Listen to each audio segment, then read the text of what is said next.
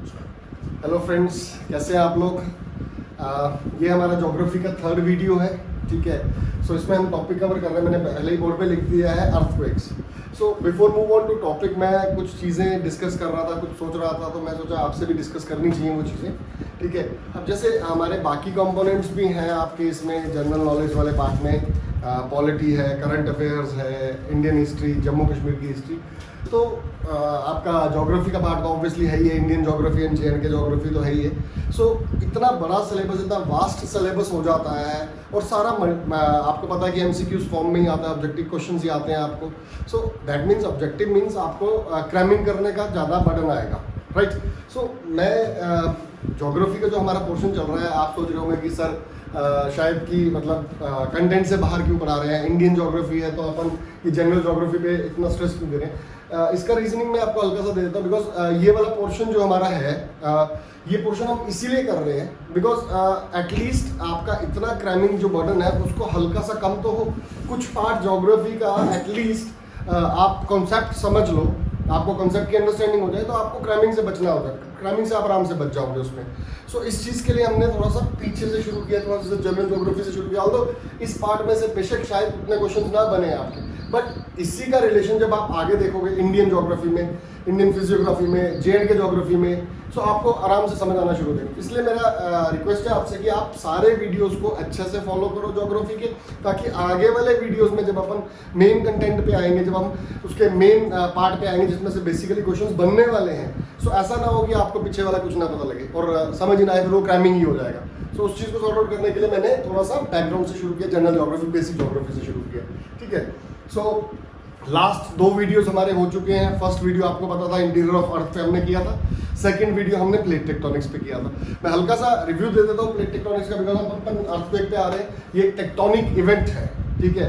Tectonic events मैंने आपसे discuss किए थे लास्ट टाइम, जैसे अर्थक्वेक होता है, वॉल्केनिक एक्टिविटीज भी टेक्टोनिक इवेंट में आती है। सो उसमें मैंने आपसे वीडियो में बताया था कि हमारे पास 3 टाइप की प्लेट मूवमेंट्स हैं, divergent plate movement, convergent plate movement और ट्रांसफॉर्म प्लेट मूवमेंट। डाइवर्जन में मैंने आपसे कहा था 2 प्लेट्स एक दूसरे से दूर जाने वाली हैं, कन्वर्जेंट में 2 एक दूसरे के पास आने वाली हैं, और ट्रांसफॉर्म में स्लिप पास करती हैं एक दूसरे के साथ, राइट। अब इन तीनों प्लेट मूवमेंट्स में प्लेट हिल रही है, प्लेट माने क्रस्ट हिल रही है, अर्थ का सबसे टॉप मोस्ट लेयर हिल रहा है। अब आपको मैं डेफिनेशन बोलता हूँ, आपको होपफुली समझ आएगा। अर्थक्वेक का डेफिनेशन ही है shaking of earth crust.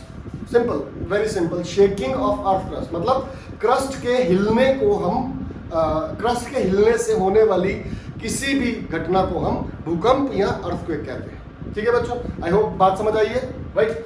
So let's start कि अर्थक्वेक बेसिकली कैसे आता है। मैंने आपको बता दिया था 3 प्लेट टेक्टोनिक्स में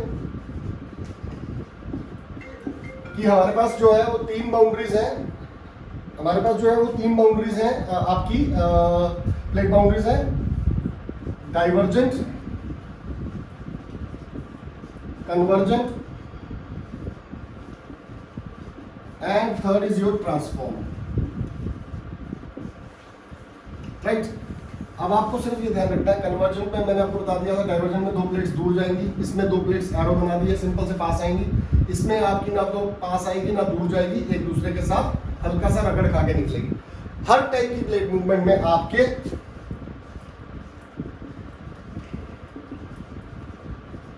अर्थक्वेक्स आने ही आने, राइट। अब आपको देखना है कि हमारा इंडिया है वो पार्ट जो वो कौन सी प्लेट बाउंड्री पे आता है, मैंने आपसे पिछली बार भी डिस्कस किया था, that is your convergent plate boundary. इसमें आपकी कौन कौन सी 2 प्लेटें टकरा रही हैं, यूरेशिया और दूसरी है आपकी इंडियन प्लेट, दूसरी है आपकी इंडियन प्लेट। इन दोनों प्लेट बाउंड्रीज के टकराने से कन्वर्जेंट प्लेट बाउंड्री बन रही है। कहाँ बनती है, बिल्कुल इंडिया के नॉर्दर्न पार्ट पे। बेसिकली मैं बता देता हूँ आपको, ये हमारा इंडिया का जो बिल्कुल नॉर्दर्न पार्ट है इंडियन प्लेट का, और ऊपर यूरेशिया है, बिल्कुल नॉर्दर्न पार्ट, यानी जम्मू एंड कश्मीर से शुरू करते हुए अरुणाचल प्रदेश तक इसकी प्लेट बाउंड्री जाती है। तो जम्मू कश्मीर में इन दोनों प्लेटों के टकराने के कारण फ्रीक्वेंटली अर्थक्वेक आएगा और आता रहेगा। जैसे कि आप अभी रिसेंटली करंट अफेयर्स में भी पढ़ रहे होंगे, कभी अरुणाचल प्रदेश में आ रहा है, कभी सिक्किम में आ रहा है, कभी दिल्ली में आ रहा है, कभी जम्मू में आ रहा है। तो ये हल्के हल्के जो झटके लग रहे हैं वो इस प्लेट मूवमेंट की वजह से ही लग रहे हैं, ठीक है। ये भी एक फैक्चुअल क्वेश्चन में आ रहा है कि प्लेट जो है ये फ्रीक्वेंटली इस समय मोशन में है, हमारी जो इंडियन प्लेट है वो इस समय मोशन में है और पर ईयर ये 43 mm की स्पीड से यूरेशियन प्लेट की तरफ बढ़ रही है, राइट। तो इसको याद रखिएगा कि इंडियन प्लेट जो है वो 43 मिलीमीटर पर ईयर की स्पीड से इस समय यूरेशियन प्लेट की तरफ बढ़ रही है। ये भी आपका एक फैक्चुअल क्वेश्चन बन जाता है आपके एग्जाम्स के लिए कि इंडियन प्लेट की स्पीड क्या है। फॉर एग्जाम्पल अगर कोई पूछ लेता है तो आपको पता होना चाहिए कि that is 43 mm per year, right. Next हम आ जाते हैं कि आगे अर्थक्वेक के बारे में हम क्या देख सकते हैं कि हमारा जो अर्थक्वेक है इससे रिलेटेड और क्या फैक्चुअल चीजें हो सकती है या और क्या फैक्ट्स हो सकते हैं जिनसे हमारे क्वेश्चन बन सकते हैं। सो गाइस, मैंने आपसे फर्स्ट टॉपिक में डिस्कस किया था कि इंटीरियर ऑफ अर्थ एक्सप्लोर करने के लिए हमारे को जो सोर्सेज थे उसमें इनडायरेक्ट सोर्स था, राइट। उसमें हमने अर्थक्वेक के बारे में पढ़ा था। उस समय मैंने आपको एक डायग्राम से बताया था कि अर्थक्वेक जो है वो हमेशा जो शुरू होगा वो अर्थ क्रस्ट के नीचे से ही होगा, सरफेस पे कभी नहीं होगा। जहां पे वो पॉइंट जहां से आपका अर्थक्वेक शुरू होता है उसको हम बोलते हैं हाइपोसेंटर। ये आपने याद रखना है, हाइपोसेंटर। ये क्वेश्चन आस्क्ड है, मैं आपको बता रहा हूं कि place from where earthquake started is called as hypocentre. ये पूछा हुआ सवाल है आपका जेकेएसएसबी का। इसको हम फोकस पॉइंट भी बोलते हैं, FOCUS, फोकस पॉइंट भी बोलते हैं, राइट। इसके बिल्कुल परपेंडिकुलर गाइस आपका एक और पॉइंट होगा जहां पे सरफेस पे पहली बार वेव्स रिकॉर्ड होने वाली हैं, that is your epicentre. The point which is perpendicular to focus on the surface of Earth, from where earthquake waves are recorded for the first time, is called as what? Epicenter. ये question है आपका, ध्यान रखिएगा, ठीक है। सो ये 2 points आपको हमेशा याद रखने अपने इसमें। उसके बाद मैंने आपको बताया था कि सिस्मिक वेव्स कहते हैं किसको? जो वेव्स आपकी ड्यूरिंग अर्थक्वेक रिलीज होती हैं। इफ यू रिमेंबर अपना फर्स्ट लेक्चर याद कीजिए इंटीरियर ऑफ अर्थ, अब उसमें पड़ा हुआ सिस्मिक वेव्स आपका यहाँ पे अप्लाई होने वाला है। अब जो यहाँ पे एप्लीकेशन आएगा इसी का एप्लीकेशन आपको सीधे दिखेगा जाके इंडियन ज्योग्राफी के अर्थक्वेक पार्ट में। तो ये रिलेटेड है, आपको ये समझने की जरूरत है कि हमें एक सीक्वेंस में चलते हुए आगे जाना है ताकि चीजें क्रैमिंग करने की जरूरत ना पड़े। जितना लीस्ट क्रैमिंग बर्डन होगा उतना आपके लिए अच्छा, because syllabus is so vast guys. So मैंने इसमें आपसे डिस्कस किया था पिछली बार body waves if you remember और surface waves, right. So surface waves जो था, बॉडी वेव्स तो था हमारा P और S वेव्स, अगर आपको याद होगा तो प्राइमरी और सेकेंडरी वेव्स ये हम डिस्कस कर चुके हैं, तो इसका भी यहाँ पे कोई रोल नहीं। तभी मैंने कहा था उस लेक्चर में कि सरफेस वेव्स जो है जो सरफेस पे अपना एक्ट करेंगी, बेसिकली हमने उसके बारे में अर्थक्वेक टॉपिक में पढ़ना है। तो लेट्स सी कि हमारी दूसरी जो आपकी सिस्मिक वेव्स हैं, दूसरी सेट ऑफ वेव्स हैं, वो क्या है? आपकी सरफेस वेव्स। तो लेट्स स्टार्ट। सरफेस वेव्स क्या है आपकी? बेसिकली ये सरफेस वेव्स ऑब्वियसली वो है जो सरफेस पे रिकॉर्ड की जाएंगे, सरफेस पे अपने इम्पैक्ट्स दिखाएंगी, राइट। सो ये सरफेस वेव्स जो होती हैं ये आपकी बच्चों 2 टाइप की हैं, R waves and L waves, ठीक है। इसको रेले बोलते हैं और इसको लव वेव्स बोलते हैं। रेले वेव्स एंड लव वेव्स, ये याद रखिएगा। इसकी कैरेक्टरिस्टिक फीचर्स है कि ये सिर्फ हॉरिजॉन्टली चलती है, ये सिर्फ हॉरिजॉन्टली चलती है और ये हॉरिजॉन्टली भी चलती है और वर्टिकली भी चलती है। हॉरिजॉन्टली आपको पता है कि सरफेस टू सरफेस, वर्टिकली माने ऊपर नीचे, राइट। सो ये और वर्टिकल और हॉरिजॉन्टली दोनों चल सकती है एल वेव्स, और आर वेव्स आपकी सिर्फ और सिर्फ हॉरिजॉन्टली ही चलेंगी, राइट। सो हॉरिजॉन्टल चलने के कारण, मैं इसको डिटेल नहीं करता हूँ, हल्का सा एक आइडिया देता हूँ। हॉरिजॉन्टल चलने के कारण ये वेव, फॉर एग्जांपल जिस जगह पे मैं कर रहा हूँ, this is your epicentre point जहाँ से सरफेस वेव्स रिलीज होने वाली हैं। So from this point, from where I am turning, मान लेते हैं कि आर वेव्स रिलीज हुई है पहले कोई, ठीक है। तो आर वेव क्या होगा? आगे जाएगी, आगे कोई वॉल होगी रूम के अंदर, उस वॉल से टकराएगी, दूसरी वॉल से टकराएगी, फिर इस वॉल पे आ जाएगी, फिर यहाँ से होकर इस वॉल पे जाएगी और ऐसे ही घूमती रहेगी, बिकॉज ये हॉरिजॉन्टल चलेगी, ये क्लाइंब नहीं करेगी किसको? वॉल को, ठीक है। इसकी सिर्फ हॉरिजॉन्टल मूवमेंट, तो ड्यू टू विच ये यहीं पे घूमते हुए, इसी एरिया में घूमते हुए अपनी सारी एनर्जी लॉस करेगी, जिसकी वजह से ये कॉज करेगी नो डिस्ट्रक्शन। ये याद रखिएगा, ये भी क्वेश्चन है कि which of the following waves causes destruction? R, P, S और एल। तो आर वेव्स आपका आ गया जीरो डिस्ट्रक्शन, पी और एस वैसे ही जीरो डिस्ट्रक्शन है, पी और एस वैसे ही जीरो डिस्ट्रक्शन है। क्यों? क्योंकि पी और एस वेव्स बॉडी वेव्स थी, वो बॉडी के अंदर क्लाइंब कर चली जाती थी, right. Next is your L waves. इसमें मैंने आपको बता दिया कि ये हॉरिजॉन्टली भी चलती है और वर्टिकली भी चलती है गाइस। सो व्हाट हैपन, अगर ये ट्रेवल कर रही है हॉरिजॉन्टली तो से इसके आगे कोई ऑब्स्टेकल आ गया, फॉर एग्जांपल बिल्डिंग आ जाती है, माउंटेन आ जाता है, ट्री आ जाएगा, कुछ भी इसके आगे ऑब्स्टेकल आ जाएगा, तो it will start climbing that obstacle. For example कोई बिल्डिंग आगे आ गया तो ये उससे टकराई, ये उसको क्रॉस कर जाएगी वर्टिकल मूवमेंट के कारण, उसको क्रॉस करेगी। जैसे ही उसको क्रॉस करेगी तो it will start releasing it's energy into that obstacle. उस ऑब्स्टेकल के अंदर इस वेव की एनर्जी आ जाएगी, जिसके कारण आपको कंपन या भूकंप जिसको हम बोलते हैं वो महसूस होता है, वो फीलिंग आता है। सो जब ये अपनी कंपन, जिससे कंपन आएगी ऑब्वियसली उससे बिल्डिंग पे डिस्ट्रक्शन भी आएंगी, क्रैक्स भी आएंगे, बिल्डिंग डैमेज भी होगी। सो ये आपकी आ जाएंगी डिस्ट्रक्टिव वेव्स, डिस्ट्रक्टिव वेव्स। ठीक है गाइस। सो दो प्रकार की आपकी मैंने सरफेस वेव्स बता दिया, रेले वेव्स यानी आर वेव्स, लब वेव्स, एल वेव्स। ठीक है, एल वेव्स जो है वो हॉरिजॉन्टल और वर्टिकल चलने वाली हैं, आर वेव्स सिर्फ आपकी चलेगी हॉरिजॉन्टल। एल वेव्स आपको बेसिकली जो क्वेश्चन पूछेंगे which of the following waves are destructive waves, तो आपको याद रखना है कि L waves are the only waves which are destructive waves. ठीक है गाइस। अगर कभी भूल भी जाए एग्जामिनेशन में कि हाँ याद नहीं आ रहा है विच कौन सी wave, P S R L कौन सी वेव थी जो डिस्ट्रक्टिव है, तो एल माने लव, लव माने प्यार, प्यार किसी का भी सत्यानाश कर सकता है, ये चीज याद रखिएगा।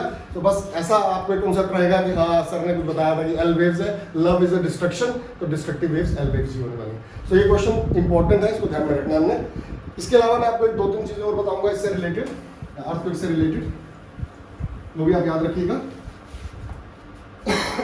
सबसे पहले कि सबसे पहले अर्थक्वेक की मेजरमेंट किसने की थी?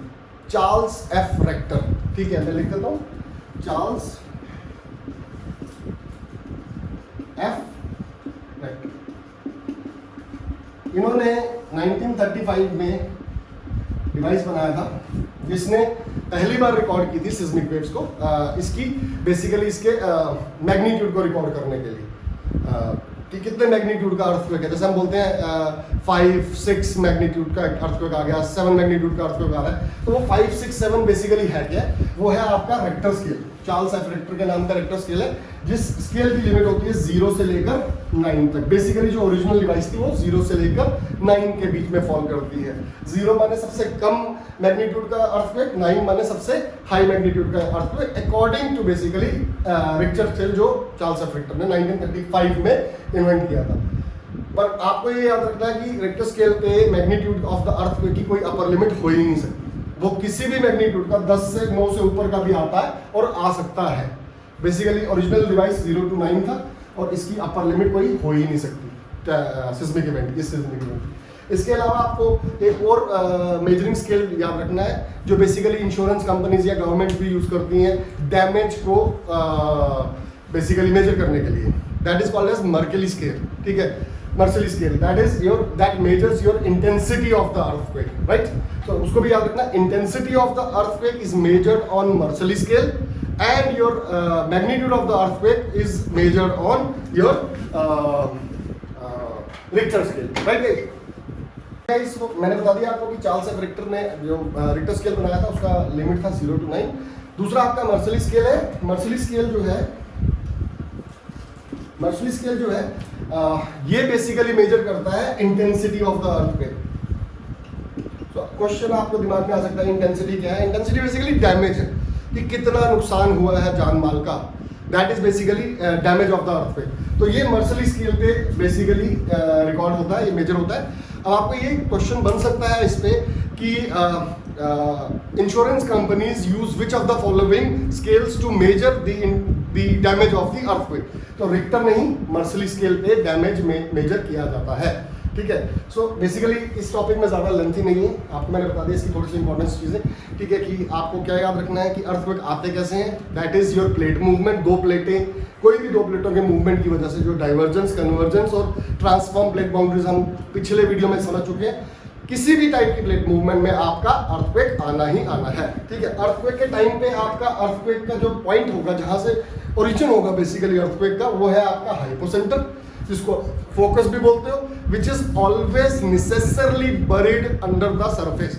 वो कभी सरफेस पे नहीं हो सकता फोकस पॉइंट, हमेशा सरफेस से नीचे ही होना जरूरी है। नेक्स्ट, जहां पे आपका पहली बार सिस्मोग्राफ पे आपकी वेव रिकॉर्ड होगी। अच्छा, एक चीज और दिमाग में आ गई आपसे बात करते हुए कि सिस्मोग्राफ पे जो वेव्स रिकॉर्ड होती हैं, अब ये भी क्वेश्चन आपका बना हुआ है कि which of the following P, R, L और एस, इनमें से P waves, S waves, L wave और आर वेव, इन चारों टाइप ऑफ वेव्स में से सबसे पहले कौन सी वेव सिस्मोग्राफ पे रिकॉर्ड होती है? तो आपको याद रखना, answer is your P waves. Primary wave सबसे फास्टेस्ट मूविंग वेव्स हैं और सबसे पहले सिस्मोग्राफ में आपकी प्राइमरी वेव्स रिकॉर्ड होती है। This was the answer of the question, तो ये याद रखिएगा, ठीक है। उसके बाद इस टॉपिक में जो इंपॉर्टेंट बनने वाला है, that is your zones of seismic zones of the seismic zones of India. मतलब कौन कौन से ऐसे जोन्स हैं जहां पे अर्थक्वेक सबसे ज्यादा या सबसे कम आते हैं, उनको आप कहते हो basically seismic zones. Seismic zones. So guys, ये ठीक है गाइस। तो अर्थक्वेक का इस टॉपिक जहां तक भी अपने हम डिस्कस किया है, इसके अलावा अर्थक्वेक टॉपिक पे जो बेस्ड क्वेश्चन आ सकते हैं वो है आपके seismic zones of the country. तो बेसिकली आपके दिमाग में होना चाहिए what is seismic zone. Seismic zone simply वो जोन्स ऑफ द कंट्री जहां पे बेसिकली अर्थक्वेक आते हैं। अब हर जगह पे तो अर्थक्वेक एक मैग्नीट्यूड या एक इंटेंसिटी का नहीं आएगा, कहीं पे बहुत ज्यादा हाई रेक्टर स्केल पे आएगा, कई जगह पे बिल्कुल लीस्ट रेक्टर स्केल पे आएगा। So on the basis of that bureau of Indian standards ने 5 सिस्मिक जोन बनाए थे, basically zone 1, zone 2, zone 3, zone 4, zone 5, ठीक है। अब जो जोन 1 है वो है आपका लीस्ट डैमेज जोन और जोन 5 जो है वो आपका मैक्सिमम डैमेज जोन है, राइट। सो व्हाट हैपेंड है कि recently bureau of Indian standards ने क्या किया कि जोन 1 में बेसिकली अर्थक्वेक अगर आ भी रहा है तो 1.1 मैग्नीट्यूड, 1.2 मैग्नीट्यूड है, इतना कम मैग्नीट्यूड का अर्थक्वेक है कि वो रिकॉर्ड भी नहीं हो रहा है, ना ही कोई डैमेज क्रिएट कर रहा है। तो zone 1 has been eliminated recently by Bureau of Indian Standards, ठीक है। तो अब हमारे पास केवल 4 जोन बचे हैं, तो मैं आपको वो चारों जोन एक्सप्लेन करता हूँ बेसिकली। सो आपको ये याद रखना है, जोन 5 और जोन 1,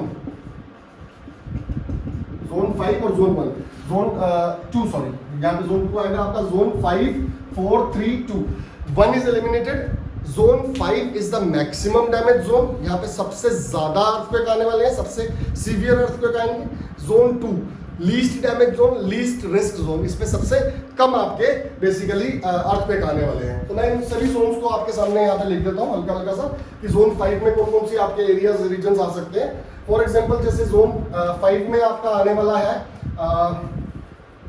रन ऑफ कच्छ के कुछ रीजन्स। जोन 5 में आपका आ जाएगा, मैं जम्मू कश्मीर से शुरू करते हैं, नॉर्थ से शुरू करते हैं। सबसे पहले आपका J&K आ जाएगा, हमारा जम्मू कश्मीर, जैसे मैंने आपको पहले भी मेंशन किया था कि Jammu Kashmir is a northern part of Indian plate. तो ये आपका बेसिकली यूरेशिया और इंडिया की प्लेट का बिल्कुल नॉर्दर्न पार्ट है, प्लेट बाउंड्री पे है, तो ये बिल्कुल हाई रिस्क जोन बन जाता है आपका जम्मू कश्मीर। इसके साथ आपके हमारे नॉर्दर्न इंडिया में और भी जो रीजन आ जाते हैं वो है आपका हिमाचल प्रदेश, उसके बाद आपका उत्तराखंड, उसके बाद आपका run of Kutch, right guys, उसके बाद आपका रन ऑफ कच्छ, उसके बाद बिहार, इंडिया में मैं बता रहा हूं आपको, बिहार और अंडमान निकोबार आइलैंड्स।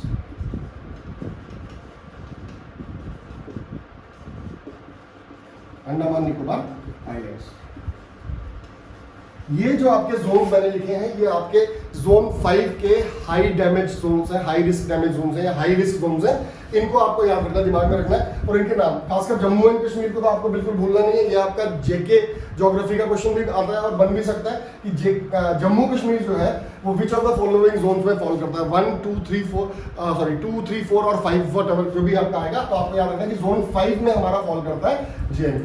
वैसे अब मैं लिख देता हूँ जोन 4 में भी आपके कौन कौन से रीजन आ जाते हैं। जोन 4 में आपके आ जाते हैं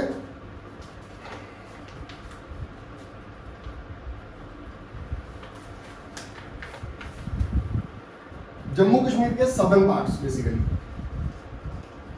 सदर्न पार्ट्स मतलब बेसिकली आपका जम्मू हो सकता है, ठीक है, जम्मू प्लेन्स ऑफ जम्मू के आसपास के रीजन हो सकते हैं, सांबा हो सकता है, ठीक है, ये सदर्न जम्मू हो गया। नॉर्दर्न जम्मू जो है, कश्मीर लद्दाख रीजन जो है वो आपका आ जाता है जोन 5 में। तो सदर्न पार्ट्स ऑफ J&K ये याद रखिएगा।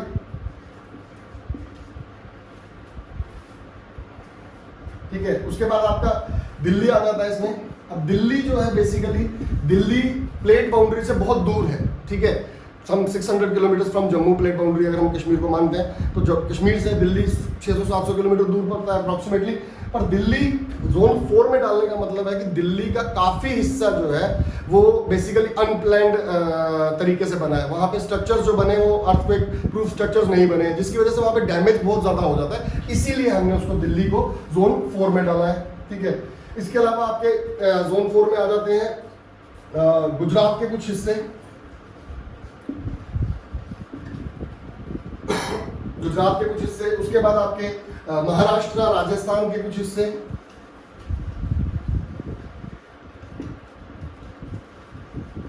ये सब आपके बेसिकली जोन 4 के हिस्से हैं जिनमें डैमेज ज़्यादा होता है। अब इनमें गुजरात जो है वो भी आपका बेसिकली प्लेट के आसपास है, प्लेट बाउंड्री के आसपास है, ठीक है, वेस्टर्न पार्ट पे। यहाँ पे भी आपकी प्लेट बाउंड्री बनती है। यहाँ पे आप देख चुके हैं एक बार भुज का अर्थक्वेक जो 2001 में आया था, वो बहुत सीवियर अर्थक्वेक था, ठीक है। सो ये रीजन्स आपके जोन 4 के आ जाते हैं, ठीक है। अब जोन 3 बेसिकली इनसे थोड़ा सा इंटेंसिटी में कम हो जाएगा। अब जोन 3 के जो रीजन्स हैं वो मैं आपको थोड़ा सा बता देता हूँ। इसमें आ जाएंगे आपके some parts of Uttar Pradesh, right, West Bengal के कुछ हिस्से, वेस्ट बंगाल भी आ जाता है इसमें कुछ पार्ट्स वेस्ट बंगाल के। उसके बाद आपके इसमें सम पार्ट्स ऑफ पंजाब भी आ जाता है, बेसिकली नॉर्दर्न पंजाब आ जाता है इसमें, ठीक है, जो जम्मू की तरफ होगा वो हिस्से। उसके बाद आपके मध्य प्रदेश, बिहार, झारखंड, मध्य प्रदेश, बिहार के कुछ हिस्से, southern Bihar, basically northern Bihar Nepal की तरफ जाता है, सदर्न बिहार जो होगा उसके हिस्से कुछ आ जाते हैं इसमें। उसके बाद आपके आंध्र प्रदेश, तमिलनाडु, कर्नाटका के हिस्से जोन 3 में आते हैं बेसिकली, ठीक है। नेक्स्ट है गाइस आपका जोन 2, मैं यहाँ लिख दूँ थोड़ा जगह मैं बोल रही, जोन 2। अब जोन 2 जो है आपको याद रखना है लीस्ट डैमेज रिस्क जोन है, या लो डैमेज रिस्क जोन है, ये लो सिंपल आप इसको बोल सकते हैं लो रिस्क जोन। इसमें भूकंप तो आएगा बट उसका बेसिकली मैग्नीट्यूड बहुत कम होगा, राइट। सो इसमें इतना डैमेज नहीं होता है, ठीक है, basically. So rest of the इसमें आप सिर्फ इतना बोल सकते हैं जितने आपके जोन 4, 5 और 3 में नहीं है जोन, वो सारे के सारे रेस्ट ऑफ द कंट्री कहाँ चला जाएगा आपका, रेस्ट ऑफ द कंट्री कहाँ चला जाएगा आपका जोन 2 में। तो ये है बेसिकली आपका अर्थक्वेक टॉपिक, ठीक है। ये सारे जोन्स हैं, होपफुली आपको ये इंटरेस्टिंग लगा होगा, ठीक है। इसको आपको मैंने बता दिया कि इससे फैक्चुअल क्वेश्चन किस पे बन सकते हैं, जोन्स पे बन सकते हैं, वेव्स पे बन सकते हैं, वो आपको ध्यान रखना है, ठीक है। तो इस टॉपिक को मैं यहीं पे खत्म करता हूँ, बिकॉज मुझे इसी के साथ एक टॉपिक और आपका जोड़ना है जो इसी से मिलता जुलता थोड़ा सा रिलेटेड है, that is your basically volcanoes, ठीक है गाइस। तो आई होप आपको अर्थक्वेक समझ आया होगा कि बेसिकली अर्थक्वेक टॉपिक क्या था, ठीक है। इसमें जोन्स कौन कौन से थे, इसमें वेव्स कौन कौन सी थी, ठीक है। मैंने कुछ क्वेश्चंस आपके लिए निकाले हैं, ठीक है, जो कुछ प्रीवियस ईयर भी हैं और जो इस पे बेस्ड भी आ जाते हैं। जैसे फॉर एग्जांपल आपका एक क्वेश्चन यहाँ पे बहुत अच्छा बन सकता है कि श्रीनगर, जम्मू, लद्दाख और फॉर एग्जांपल जम्मू का कोई रीजन ले लेते हैं, सांबा डिस्ट्रिक्ट ले लेते हैं, श्रीनगर डिस्ट्रिक्ट ले लेते हैं, Srinagar, Jammu, Samba and Kathua, which of the following districts fall in zone 5, right. So आपको यहाँ पे याद रखना कि श्रीनगर जो है वो नॉर्थ की तरफ है, तो नॉर्थ की तरफ जो भी होगा वो हमारा सबसे हाई रिस्क होगा।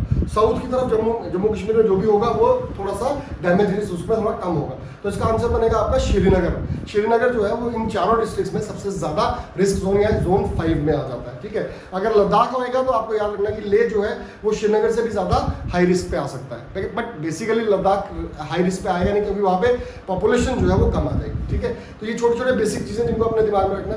इसके अलावा एक क्वेश्चन और भी इस पर बन सकता है, ठीक है, वो ये है कि for example which of the following earthquake waves first recorded on seismograph. ये मैंने आपसे शायद डिस्कस भी किया था टॉपिक में कि प्राइमरी वेव्स, पी वेव्स, रेले वेव्स, एस वेव्स या लब वेव्स, ठीक है। इन चारों वेव्स में से सबसे पहली वेव कौन सी होती है जो सिस्मोग्राफ पे रिकॉर्ड होती है?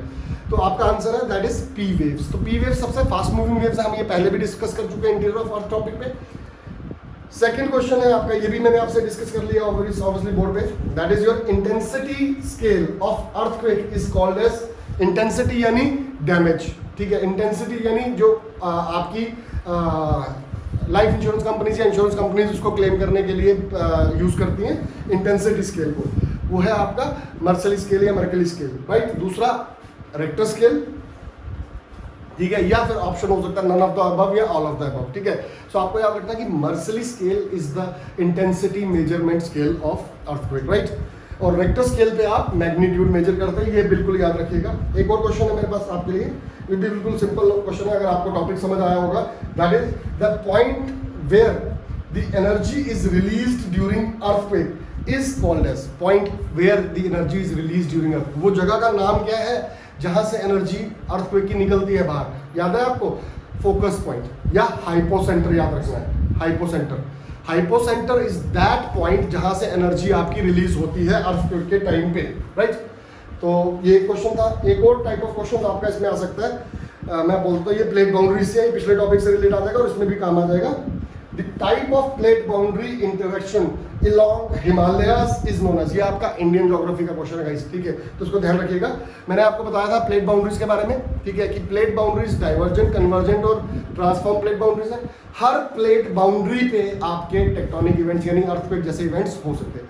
प्लेट बाउंड्री मतलब जैसे इंडिया का प्लेट बाउंड्री आप देखते हो तो एक उसका नॉर्दर्न बाउंड्री जहाँ जम्मू कश्मीर है और एक उसका सदर्न बाउंड्री जहाँ केरला है, राइट। सो नॉर्दर्न बाउंड्री, सदर्न बाउंड्री। तो प्लेट बाउंड्री वो जगह है जहाँ पे एक प्लेट दूसरे प्लेट से जाकर टकराने वाली होती है। तो इंडिया प्लेट का प्लेट बाउंड्री बनता है जम्मू कश्मीर के आसपास, राइट, जहाँ पे वो यूरेशियन प्लेट से टकराते हैं। तो मैं क्वेश्चन एक बार फिर से बोलता हूँ आपके सामने, the type of plate boundary interaction along the Himalayas is known as which type of plate? अब आप खुद बताइएगा जरा, क्या ये कॉन्टिनेंटल प्लेट मार्जिन है, क्या ये कॉन्टिनेंटल ओशन है, क्या ये ओशन है, या ये नन ऑफ द अबव है? बता सकते हैं? बिल्कुल, इसका आंसर है continental plate. India plate is continental plate and your Eurasia plate is continental plate. तो ये कॉन्टिनेंटल मार्जिन है जहाँ पे आपके हिमालयाज बने हैं। तो ये क्वेश्चंस आपके मैंने कुछ निकाले हैं, किस टाइप के क्वेश्चन बेसिकली आपको बन सकते हैं इंडियन ज्योग्राफी से। सो आई होप आपको ये टॉपिक अंडरस्टैंड हुआ होगा, ठीक है। तो जल्दी मैं नेक्स्ट वीडियो के साथ मिलता हूँ आपको, नेक्स्ट टॉपिक के साथ मिलता हूँ नेक्स्ट वीडियो पे। तब तक आप हमारे वीडियो को लाइक भी करो, सब्सक्राइब भी करो और हमें मोटिवेट करते रहो गाइस, ठीक है। Thank you so much.